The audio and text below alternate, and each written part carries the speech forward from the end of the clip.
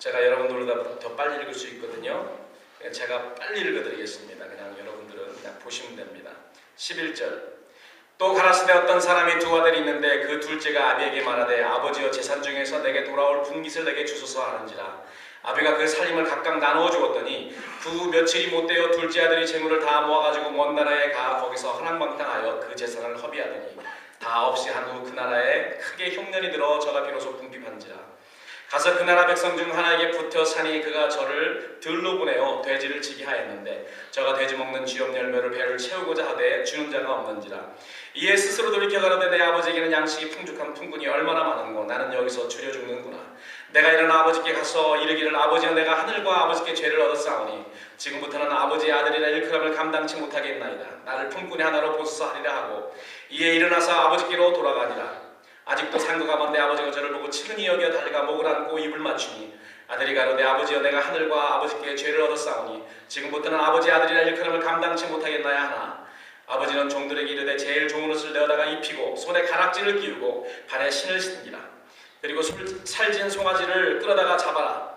우리가 먹고 즐기자. 이 내 아들은 죽었다가 다시 살아났으며 내가 잃었다가 다시 얻었노라 하니 저희가 즐거워하더라.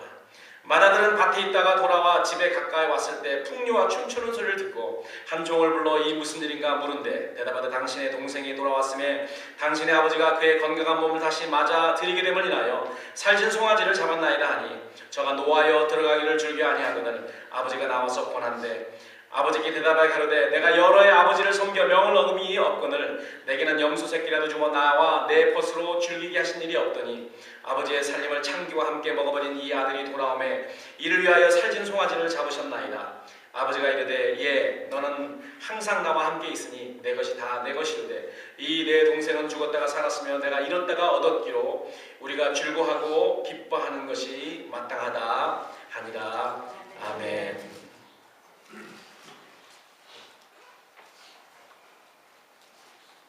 여러분 오늘 이 말씀을 듣기 전에 오늘 들어오시면서 받은 주보를 한번 보시기 바랍니다.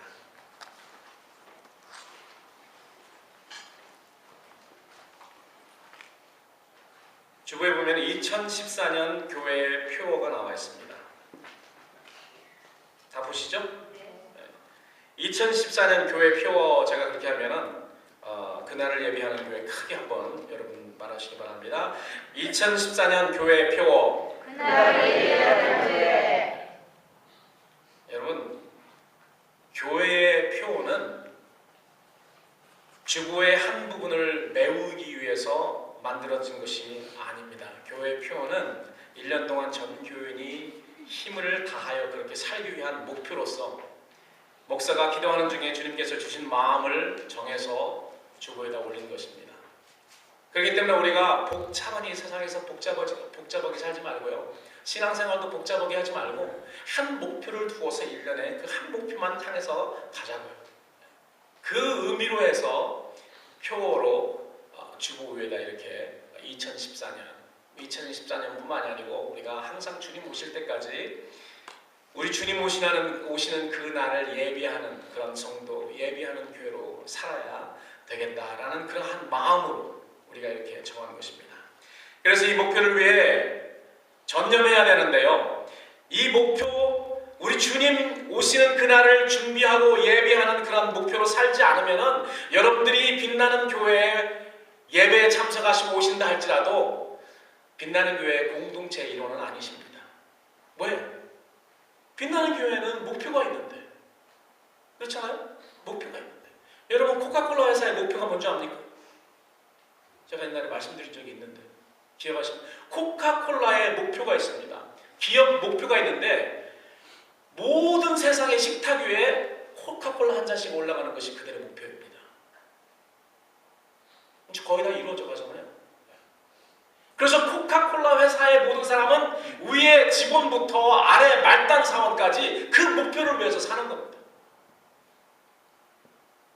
적어도 빛나는 교회 공동체에 속한 일원이라면 우리의 목표, 2014년의 목표가 무엇인지를 알아야 돼요. 의미를 알아야 되고 우리가 이것을 위해서 전심을 다해야 됩니다. 그래야지 빛나는 교회의 공동체의 일원이 될 수 있는 것입니다. 2014년 빛나는 교회의 표현은 그날을 예비하는 교회, 오시는 그날을 예비하는 교회입니다. 그날을 예비하는 교회는요, 기본적으로 두 가지 일에 전념합니다. 수요일 집회 나오시는 분들이 그렇게 많지 않기 때문에 제가 지난 수요일 집회에 드린 말씀을 여러분들에게 다시 두 번 다시 말씀드립니다.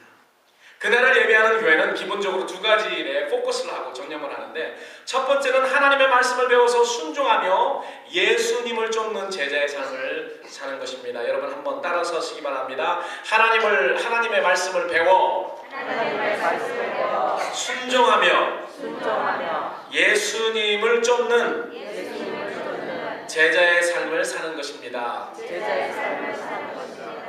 그러면 하나님의 말씀을 보고 하나님의 말씀을 듣고 했으면 어떻게 되냐면 우리가 그 하나님 말씀대로 살 수 있도록 순종하며 준행하며 살 수 있도록 전심을 다해서 우리의 온 힘을 다해서 그렇게 하는 겁니다. 에브리데이 우리가 사는 그런 삶, 그것이 그날을 예비하는 그러한 그 교회 성도가 되는 것입니다. 예수님은 마태복음 7장에 이렇게 말씀하셨습니다. 나에게 주여 주여 하는 자마다 천국에 들어갈 것이 아니야. 여러분 그 말 기억나시죠? 나에게 주여 주여 하는 자마다 천국에 들어갈 것이 아니야. 우리가 예수님을 주님 주님 부른다고 해서 천국에 들어가는 것이 아니라는 것입니다. 믿지 않는 사람 나는 말하는 거 아니에요. 믿지 않는 사람들은 예수님을 주님이라고 말하지도 않습니다. 적어도 교회에 나오는 사람이 예수님을 주님이라고 말하는 사람 아닙니까? 그런 사람 중에서도 주님 주님 한다고 다 천국에 들어가는 것이 아니라고요. 그럼 뭐냐? 예수님 뭐라고 말씀하세요? 오직 내 아버지 뜻대로 행하는 자마다 천국에 들어갈 것이라고 했어요. 여러분 속지 마세요. 다른 거에 속지 마세요. 우리 주님께서 하신 그 말씀, 아버지 하나님의 그 말씀을 준행하고 순종하는 그런 사람이 천국에 들어가는 사람입니다. 하나님 나라에 들어가는 사람입니다. 하나님의 다스림에 들어가는, 영원한 그 나라에 들어가는 사람이라는 것입니다. 예, 믿음으로 구원받습니다. 지금 저는 다른 걸 말하는 게 아니에요. 그러나 여러분들의 믿음이 있다면 왜 하나님 아버지의 말씀을 순종을 않겠냐고요. 믿음이 없다는 거예요. 믿음이 있는 척하지만 믿음이 없는 겁니다. 하나님께서 11조를 내라, 내가 복을 주겠다 했는데 왜 안 내? 그게 하나님의 약속, 하나님의 말씀이 믿어지지 않기 때문에 안 되는 거예요. 나 지금 이것만 말하는 거죠. 더 많은 것들이 그래요. 많은 것들. 네가 내 형제를 불쌍히 여기고 긍휼히 여겨라. 왜? 하나님 앞에 쓸 때 우리가 긍휼히 여김을 받아야 되거든요. 그런데 하나님 앞에 내가 심판해 줄 하나님 앞에 내가 설 것이라는 그런 예상을, 그런 생각을, 그런 믿음을 가지고 있지 않기 때문에 내가 형제들한테 긍휼히 여기지 않습니다. 긍휼히 여기는 자는 긍휼히 여김을 받을 것이에요. 내가 나에게 긍휼히 여김을 받아 마땅한 그런 사람을 긍휼히 여길 때 하나님이 나를 긍휼히 여기시는 것입니다. 그런데 그 믿음이 없어요. 내가 심판해 줄 하나님 앞에 설 것이라고 생각을 안 든 거예요. 설마 내가 그런 날이 있을까?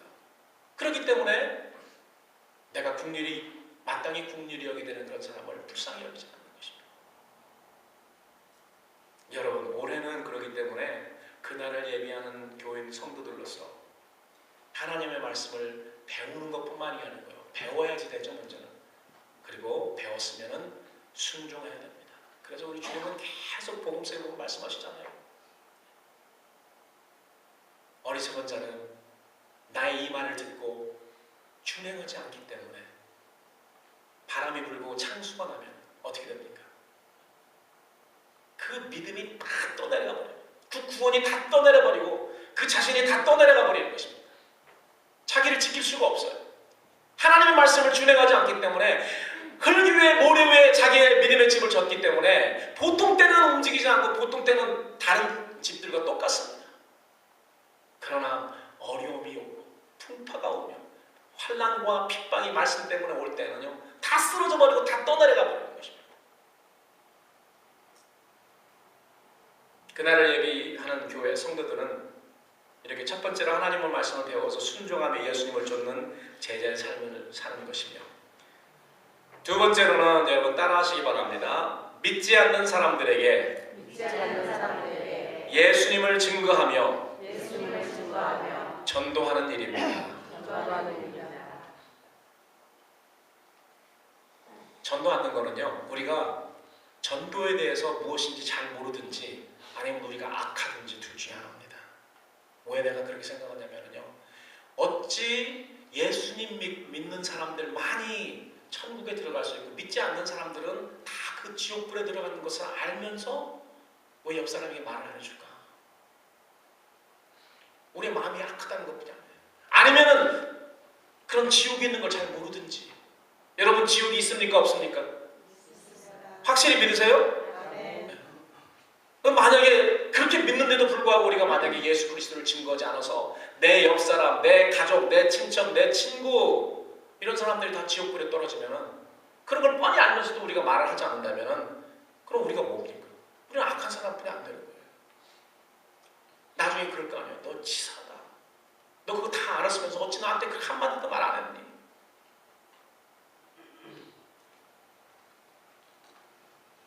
올해 빛나는 교회 교인들은 하나님의 말씀을 배워 순종하는 삶을 사는데 전력을 다하지 않으면 빛나는 교회 공동체의 일원이 아닙니다.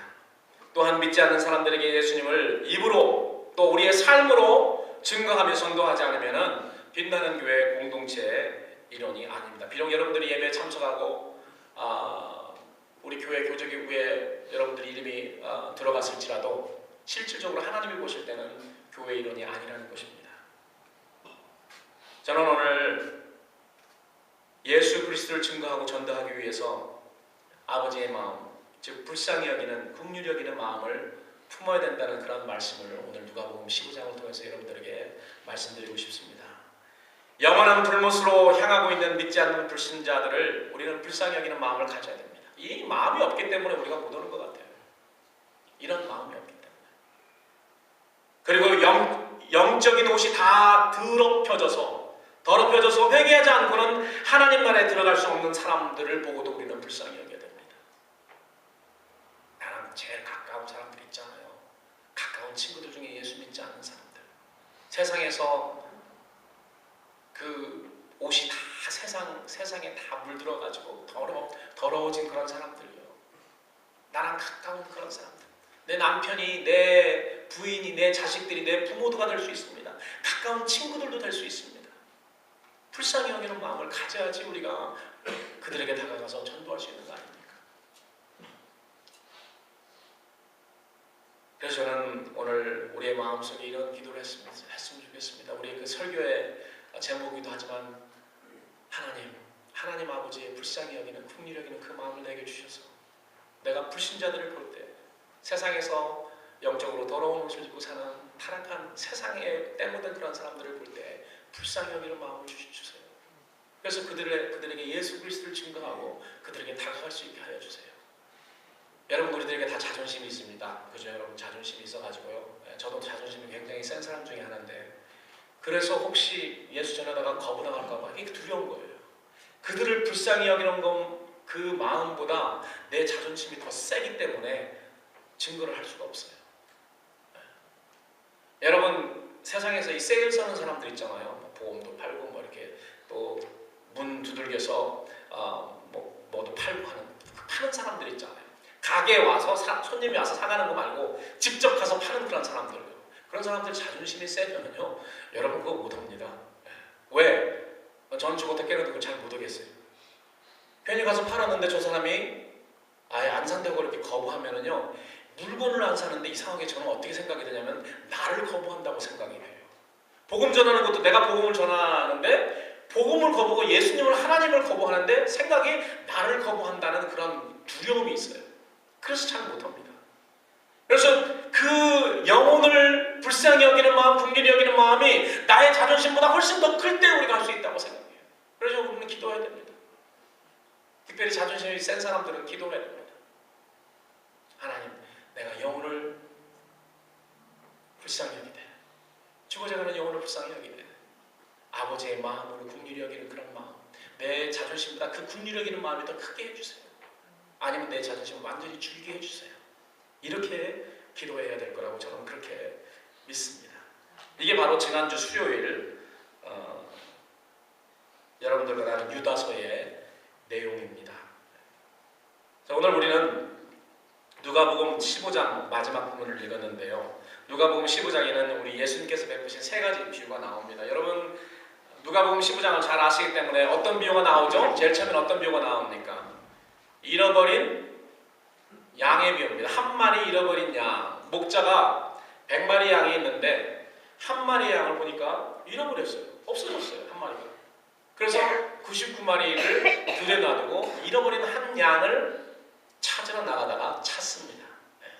찾아서 그 양을 어깨에 메고 즐겁고 기쁜 마음으로 와서 친구들에게 야, 내가 잃은 양을 찾았다. 우리 다 같이 기뻐하자.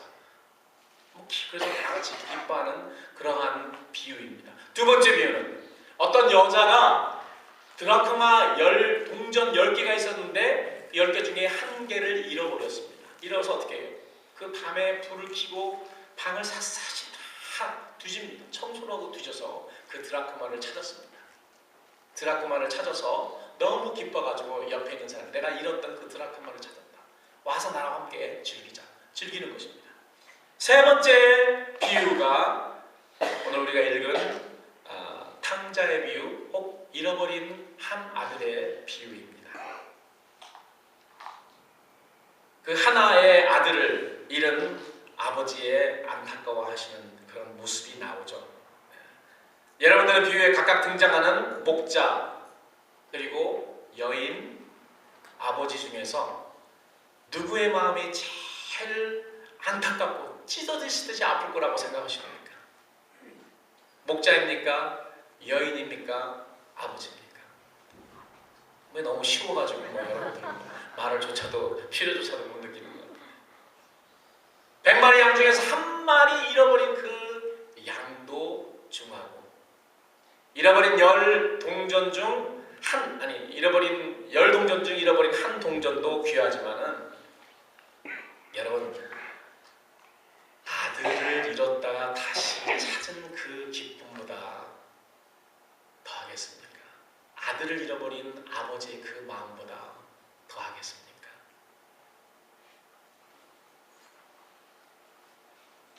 저는 이 세 가지 비유, 특별히 마지막 우리가 오늘 읽은 탕자의 비유를 통해서 잃어버린 영혼을 향한 아버지 하나님의 마음을 확연하게 느낄 수 있습니다. 여러분 이 비유에서 우리가 좀 인트레스팅하게 봐야 될 부분이 뭐냐면은 숫자의 변화입니다. 세 비유 중에서 첫 번째는 99대 1이었죠. 두 번째는 10대 1이었습니다. 나중에는요 1대 1이에요. 둘 중에 하나.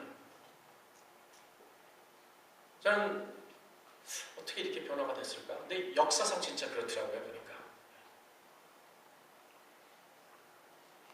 구약 시대에는 하나님께서 열방 100개 국가 중에서 한 국가 이스라엘을 상대하셨습니다. 그러면서 이제 중세기에 와서 점점 10대 1로 줄어들었어요. 지금 뭐냐면은 하나님께서 지금 반입니다. 지금 잘 보세요. 이 세상의 인구 반절은 예수님을 안다고 하는 사람입니다. 반절은 모르는 사람이에요. 제가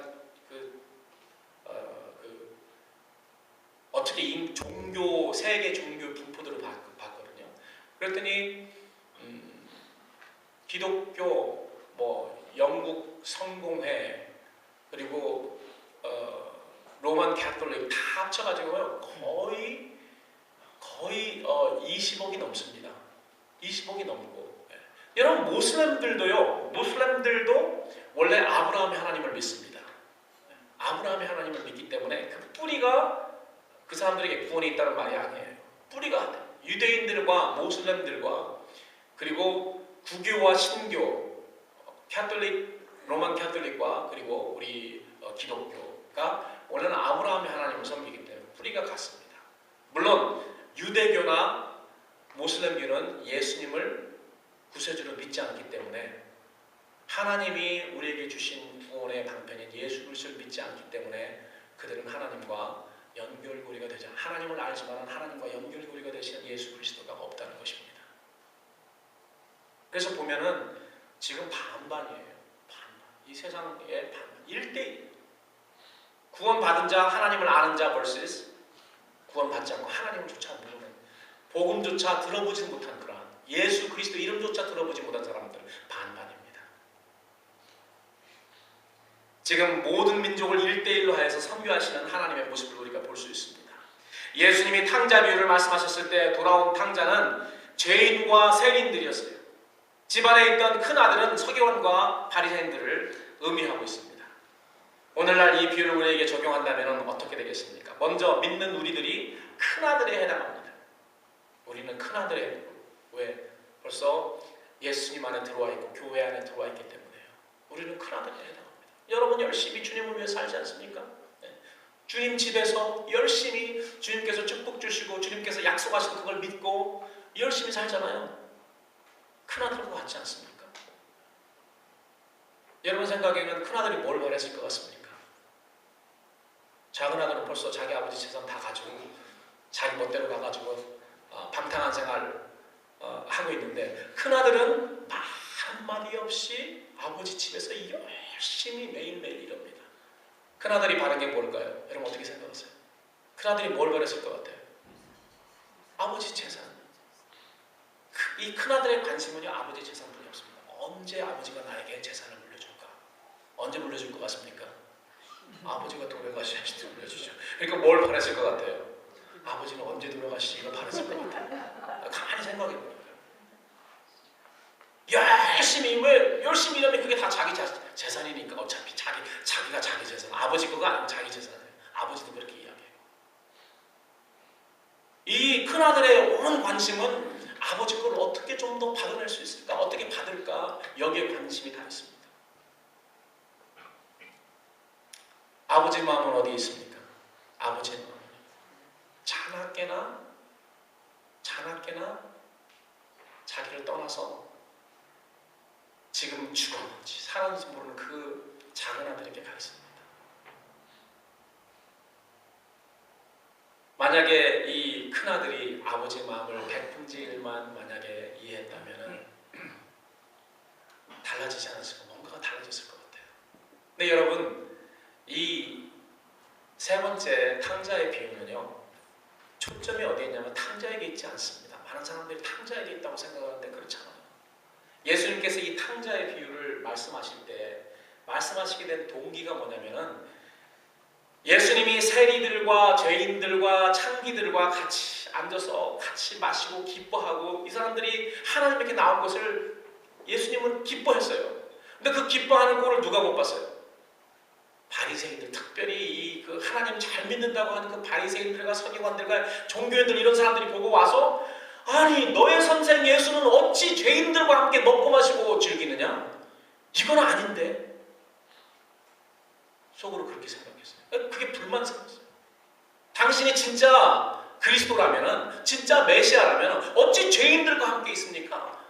우리들 같은 의인들과 상대해서 우리와 함께 있어야 되는데, 항상 어찌 당신은 죄인들과 창기들과 그 다음에 세리들과 이런 사람들과 같이 있습니까?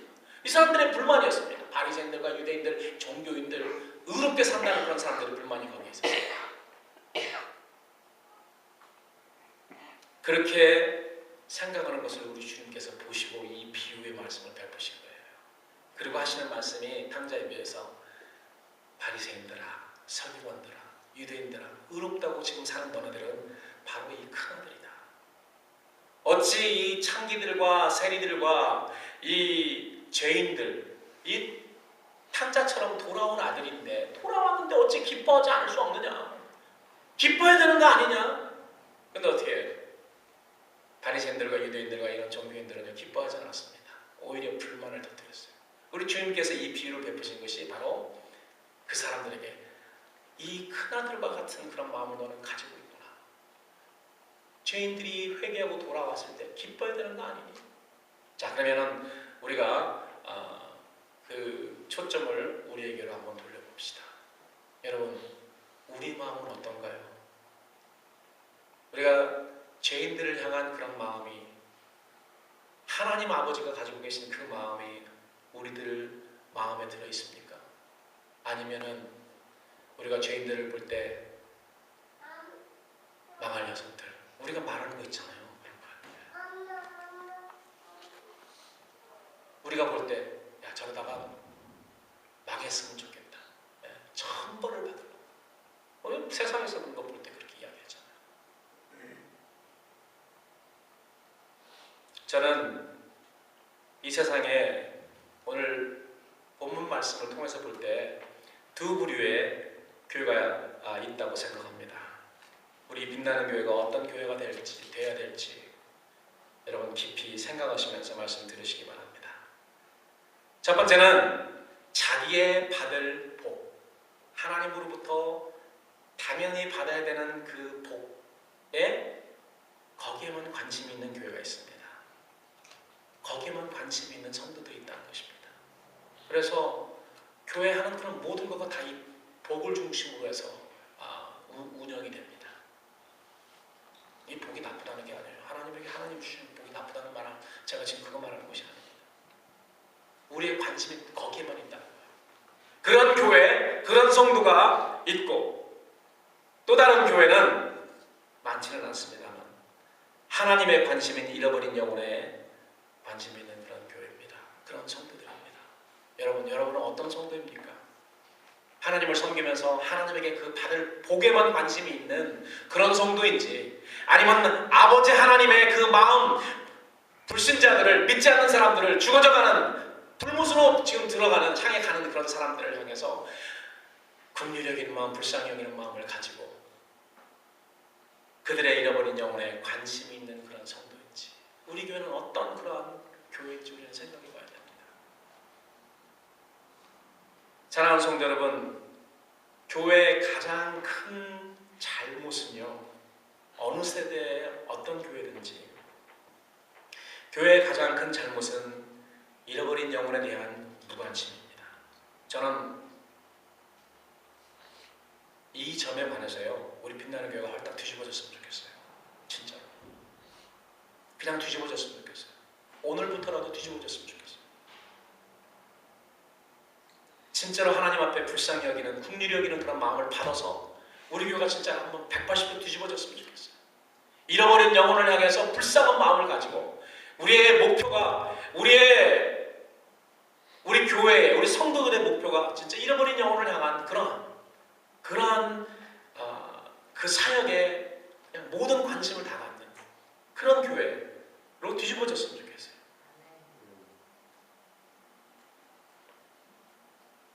왜 우리가 무관심합니까?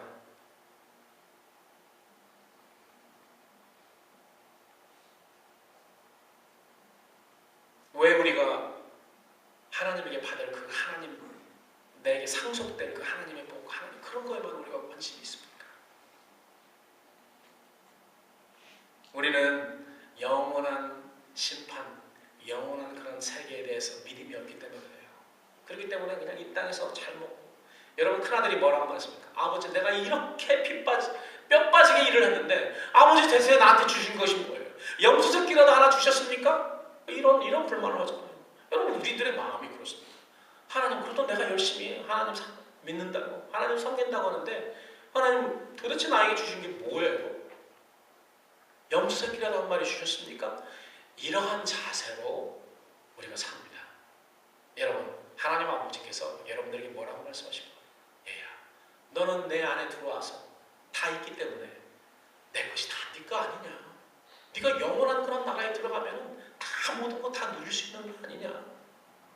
우리 주님께서는 분명히 그렇게 말씀하실 것입니다. 그런데도 불구하고 우리는 우리 마음에, 야, 내가 이렇게 그래도 예수 믿는다고 하는데 이런 축복을 왜 안 주실까? 이런 마음, 이런 생각이 너무나도 많이 있습니다. 2000년 교회 역사를 살펴보면은 교회가 잃어버린 영혼에 대해 관심이 있을 때, 관심을 가질 때 성령께서 가장 크게 역사하셨습니다. 이건 유럽의 교회들의 그 역사도 마찬가지였고요. 초대교회, 그리고 미국의 역사, 영국의 역사, 독일의 역사, 영국의 교회 역사, 그리고 미국의 교회 역사도 마찬가지였습니다. 교회가 잃어버린 영혼들의 관심을 가질 때 부흥합니다. 하나님께서 필요한 것들을 주십니다. 한국에도 그러한 역사가 있었죠. 한국도 지나가 버렸었죠. 더 이상 한국에는 잃어버린 영혼들에 대해서 관심이 없습니다.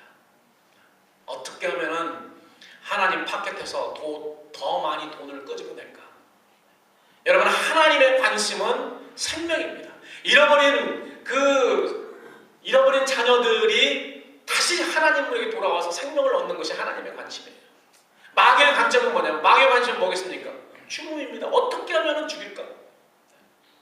믿는 사람들이라도 끄집어낼까? 우리들의 관심은 뭡니까? 우리들의 관심은 돈이에요. 어떻게 하면 좀 이 세상에 잘 살까? 그래서 우리는 마음을 바꾸자고요. 오늘 그렇게 여러분 기도하세요. 아버지 하나님, 아버지의 불쌍히 여기는, 죽어가는 사람들을 향해서 불쌍히 여기는 그런 마음을 내게 주세요. 아버지의 마음을 주시옵소서.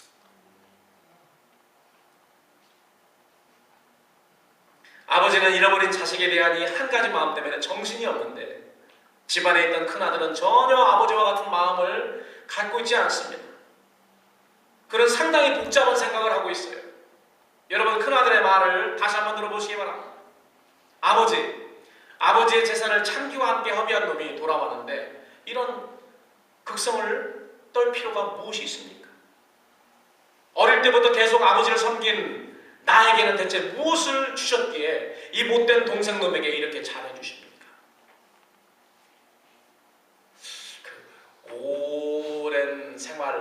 오랜 신앙생활 하시는 분들 중에 그런 마음 가지고 있는 분들이 좀 있습니다.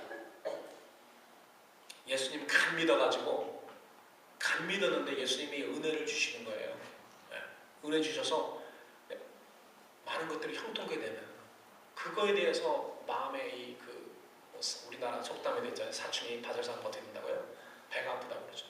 그런 마음들을 가질 수가 있습니다. 이 형의 마음이 그랬던 것 같아요. 사랑하는 성도 여러분, 우리는 잃어버린 영혼을 위해서 안타까워하시는 하나님 아버지의 마음을 느껴야 하고요. 그 마음을 가져야 합니다. 오늘 우리는 하나님을 향해서 이렇게 기도해야 됩니다. 하나님 아버지의 마음을 내게 주소서. 교회가 능력이 없는 이유는 이 아버지의 마음을 헤아리는 자들이 많이 없기 때문입니다. 교회가 어려움에 휩싸이는 이유는 이 아버지의 마음을 가진 성도들은 없고, 오늘 비유에 나오는 큰아들 같은 사람들만 많이 있기 때문에 교회가 어지러워져요. 아버지에게 홧김에 말한 큰아들의 말을 다시 여러분 들어보시기 바랍니다. 아버지, 내가 이렇게 아버지를 열심히 섬겼는데 아버지는 내 친구와 잔치를 열도록 염소 새끼 한 마리라도 준 적이 있습니까? 여러분, 이게 우리들이 하는 말이죠. 그렇지 않습니까? 내가 예수님을 믿고 내가 주님을 섬기는데 왜 나에게는 이러한 물질적인 축복이 없는 거예요? 나도 한번 좀 저 사람들처럼 멋있게 한번 살고 싶습니다. 그래야지 예수 믿는 사람 축복받았다고 이렇게 누릴 수 있는 이렇게 이야기하면서 우리가 그렇게 하나님 앞에 컴플레인 하죠.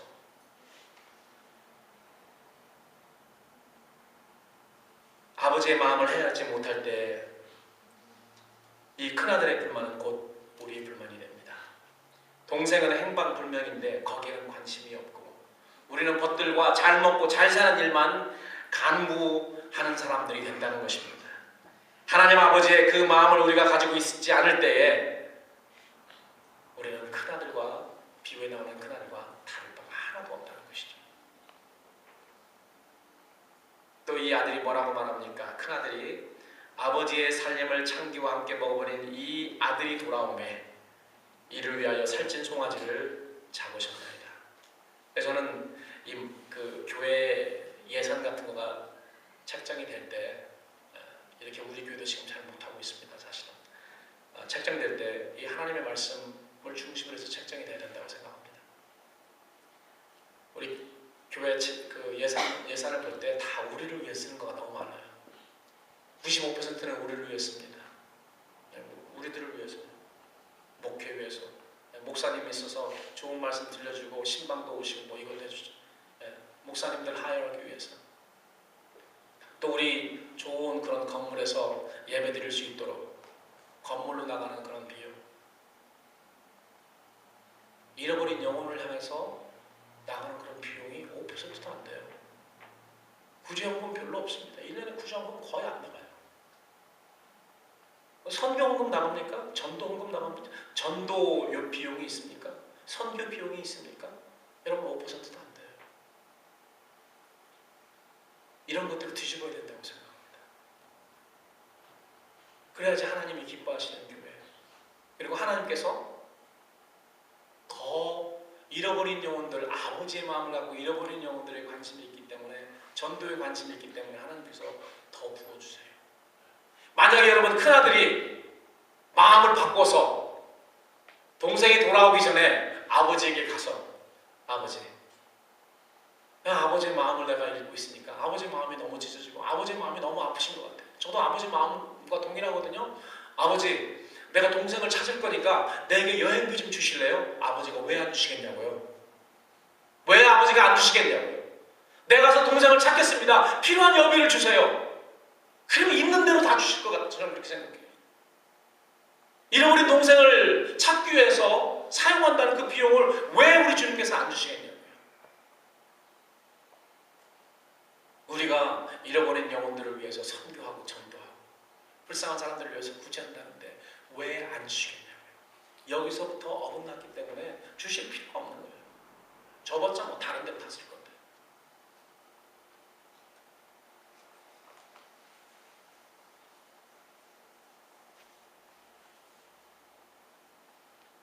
이 큰아들은 잃어버린 영혼들을 불쌍히 여기는 아버지의 마음은 없고, 못된 일을 하다가 돌아온 동생, 죄인들을 향해서 그 마음속에 분노가 났죠. 적개심이 있어가지고 죽이려 분개하는 우리들의 마음과 비슷합니다. 큰아들과 우리는 하나도 다르지 않습니다. 하나님 아버지의 마음을 느끼지 못하면 우리는 이 비유에 나오는 큰아들과 다른 바가 별로 없어요. 근데 이런 아버지의 심정을 알지 못하는 큰아들에게 아버지는 오셔서 화내지 않고 타이르고 권면하십니다. 비유에 나오는 얘야, 이렇지 않단다, 이렇게 말씀하시잖아요. 따져보니까 저도 아버지가 된 지 26년이 지났습니다. 우리 큰 아이가 88년에 태어났으니까 26년이 되었어요. 제가 좀 젊은 아버지, 지금 늙었다는 말이 아닙니다. 죄송합니다. 나이 드신 분들에게. 젊은 아버지 시절에는 아마도 그런 큰아들 같은 그런 생각을 가진 아이에게 이 아버지의 심정을 하나도 헤아리지 못하는 못된 놈이라고 제가 말했을 것 같아요. 아이들을 상대할 때 제가 그렇게 아이들에게 상대했던 것 같아요. 지금 뭐 완전히 바뀌었다는 그런 말은 아니고요. 그러나 지금은 아이들에게 옛날 다루듯이 그렇게 다루지를 않습니다. 옛날에는 그냥 즉시 뭐 잘못했으면 즉시 해결하고 즉시 심판을 했거든요. 근데 요즘은 그러지 않아요. 좀 더 하나님 아버지의 마음을 닮아야 되지만은 아직은 모자라지만은 그래도 그쪽으로 향해서 가고 있구나라는 걸 느낍니다.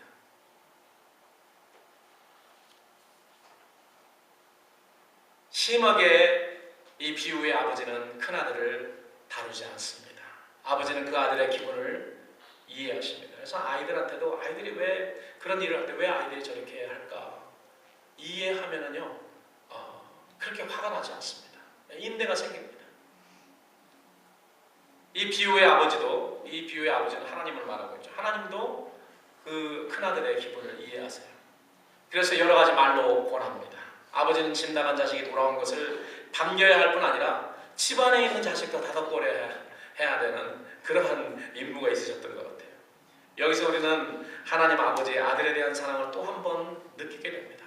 이 탕자 잃어버린 그 아들이 다시 돌아온 거기에 대해도 관심이 있으시고요. 또 집에서 그래도 열심히 일하고 있는 그 아들에 대해도 관심이 있으십니다. 그 아들에 대한 아버지의 인내에서 그 권면의 말씀에서 우리는 아버지의 한없는 자비와 사랑을 또 느낄 수 있는 것입니다. 여러분, 아버지의 권면을 한번 살펴보십시다. 아버지의 권면을 살펴보고 제가 말씀을 드리도록 하겠습니다. 31절, 여러분 누가복음 15장 31절 열으시기 바랍니다. 31절 우리 다 같이 한 목소리로 읽습니다. 시작. 아버지에게 항상 나와 함께 있으니 내 것이 다 내 것이 되되. 얘야, 너는 항상 나와 함께 있으니 내 것이 다 내 것이 아니냐, 그런 말이잖아요. 여러분, 예수 그리스도 안에 믿음으로 들어와 있으면요, 여러분 다 하나님 것이 여러분 것입니다. 여러분 불평할 거 하나도 없죠. 결국 여러분들 것이에요. 지금은 아버지가 계시기 때문에 아버지 소유지만은 이제 당연히 내 거가 되는 것입니다. 어느 때가 되면은요. 지금 내가 하나님 믿었는데 뭐 하나님이 약속이 이러고 저런데 왜 내가 나한테는 아무것도 없는 거예요? 여러분 그렇지 않습니다. 결국은 여러분들이 이 세상을 마치고 하나님 나라에 들어가면은 모든 하나님 것이 다 우리 거가 되는 거예요. 때가 되면 되는 거예요. 그렇기 때문에 여러분 그 영원한 세계에 대한 믿음과 영원한 세계를 진짜로 소망하고 영원한 세계가 진짜 100% 여러분들에게 빚어진다면은 여러분 우리가 살고 있는 70년, 80년 이 인생은요 아무것도 아니에요. 있어도 그만, 없어도 그만이에요. 우리의 관심은 이 70년, 80년 동안에도 돈에 관해서 성공, 잘 사는 것, 편하게 사는 것, 떵떵거리며 사는 거에 돼 있습니다. 여러분 그렇지 않습니다. 성도들은요 아버지의 마음을 가져서, 아버지의 마음은 뭐예요? 생명이거든요. 그렇죠? 잃어버린 사람들에게 생명을 주는 거예요. 예수 그리스도를 증거함으로써 생명. 우리의 관심은 거기에 있어야 된다는 것입니다. 우리가 구제하는 일이나 선교하는 일이나 전도하는 일에 기쁜 마음으로 하지 않고 인색한 마음으로 한다면 하나님 아버지께서 우리에게 이렇게 말씀하시지 않겠습니까? 내 동생이 마음도 몸도 없이 괴롭다가 돌아오는데 그를 위하여 내가 소 한 마리를 잡은들 그게 뭐 대단한 거냐? 왜 그렇게 불만이니? 사랑하는 여러분, 우리에게 잃어버린 자식을 향한 아버지의 마음이 있다면 잃은 영혼을 위하여서 우리가 투자하는 것은 별로 대단한 것이 아닙니다.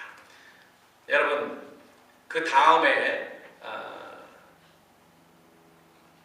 31절 다음에 또 이 비유에 나오는 아버지가 이런 말을 하죠. 내 동생은 나를 버렸고 나와의 관계가 끊어졌기 때문에, 제가 여기서 좀 약간 해석해서 말을 하는 것입니다. 관계가 끊어졌기 때문에 모든 것을 다 잃었다. 내가 참 생명이고 영생인데 나를 떠났으니 죽은 거 아니냐. 살아있어야 누릴 것이 아니냐. 참 생명을 잃어버린 그런 정말 불쌍한 존재다. 그런데 그가 다시 돌아와 영원한 친교를 누리게 되었으니 그보다 더 기쁜 일이 어디에 있겠느냐. 이렇게 큰아들을 타일렀습니다. 당시 예수님의 이 비유를 통해서 예수님은 바리새인들과 그리고 서기관들과 제사장들과 유대인들과 소위 하나님의 엘리트, 잘 믿는 엘리트라고 하는 그 사람들에게 그렇게 타일른 것입니다.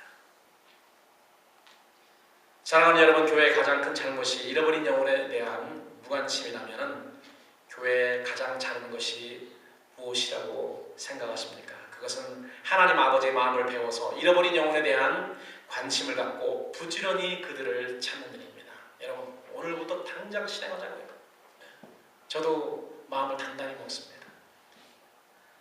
여러분, 1년 동안 한 사람 전도하면 돼요. 지금 1대1 시대잖아요. 그렇죠? 1대1 시대잖아요. 믿지 않는 사람 반절, 믿는 사람들 반절일 거예요. 물론 믿는다고 하면서도 다 구원받고 그 안에 들어온 사람은 아니지만 지금 거의 1대1 시대입니다. 여러분 진짜 미국에서는 더 그렇죠. 여러분 미국에서 아는 그 친구들, 한국 사람들 한번 가서 교회 나가냐고 한번 물어보세요.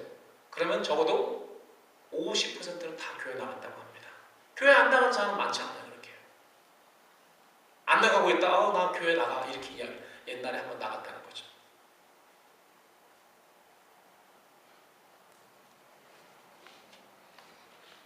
복음으로 무장된 각 시대의 성도와 교회는 우리가 오늘 읽은 누가복음 15장의 말씀을 통해서 회개하고 아버지의 마음을 배운 교회였다고 저는 그렇게 생각합니다. 뿐만 아니고 복음으로 무장된 각 시대의 성도들과 교회는 아버지 하시는 일도 배웠습니다. 아버지 일은 오늘도 잃어버린 영혼을 찾고 계시는 것입니다. 그리고 두 번째 비유 드라크마, 여인은 교회를 상징으로 합니다. 교회도 열심히 잃어버린 동료를 찾듯이 잃어버린 영혼들을 찾는 것입니다. 사랑하는 성도 여러분, 오늘 우리 교회가 배워야 할 것이 바로 이거라고 저는 생각합니다. 마음을 열고 아버지의 아버지의 사랑을 여러분 먼저 받아드시기 바랍니다. 한 사람이 천하보다 귀하고요.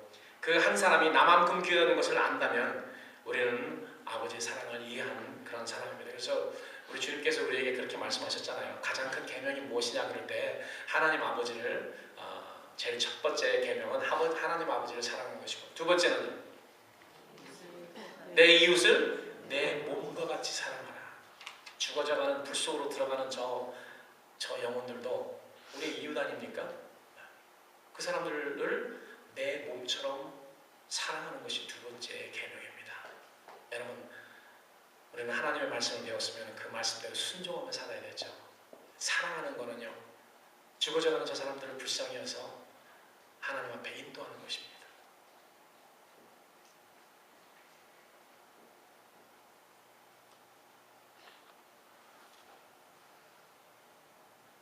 아버지의 일은 사람들을 살리는 일, 아버지의 일의 초점은 항상 생명입니다. 영생이 있어 모든 것을 누리고 영생이 없어 모든 것을 잃어버린다는 걸 여러분 기억하시기 바랍니다. 언제든지 죄의 싹은 사망이요, 하나님의 은혜는 우리 주 예수 그리스도 안에 있는 영생입니다. 가장 큰 선물, 하나님에게 받을 수 있는 가장 큰 선물을 우리는 이미 다 받은 사람들 아닙니까? 가장 큰 은혜가 바로 구원이잖아요. 우리는 구원을 받은 사람들.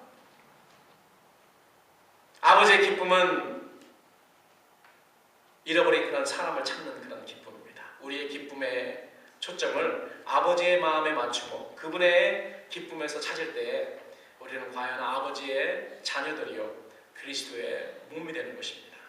저는 빛나는 교회 모든 성도들이 잃어버린 영혼들에 대한 안타까워하시는 하나님 아버지의 마음을 배우고 하나님 아버지께서 교회를 통해서 행하시고자 하는 그런 일들을 배워서 잃어버린 영혼들을 부지런함으로 찾는 그런 성도들, 그리고 2014년 우리 교회의 목표에 알맞은 그러한 삶을 사는 성도들이 되시기를 원하며 우리 교회가 되기를 주님의 이름으로 간절히 축원합니다. 기도하겠습니다.